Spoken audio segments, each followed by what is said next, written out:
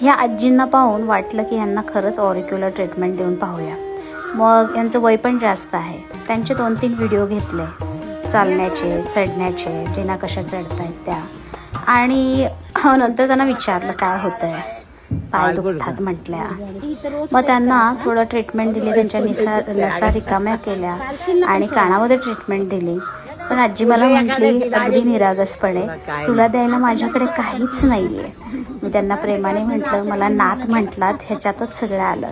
आणि ही आपुलकी मला खूप छान वाटली त्या आजीकडनं. देण्याची भावना खूप आहे तिच्याकडे. आणि मी ट्रीटमेंट दिली आणि आता तिला म्हटलं चाल.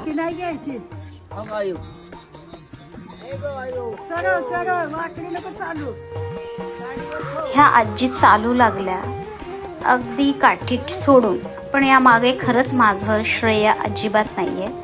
आणि ट्रीटमेंट दिली आहे मी, पण त्याचं रक्षण करणे किंवा ट्रीटमेंटला यश प्रदान करणे हे त्या साक्षात सोपान काकांचं, तिथे बसलेल्या साक्षात आमच्या विठ्ठलाची कृपा आहे माझ्यावर आणि आजीवरही. आणि आजीला विचारलं, तर बिना काठीची चालली, काय सांगशील आमच्या सगळ्यांना? तिचं उत्तर मला खूप आवडलं, तुम्ही ऐका.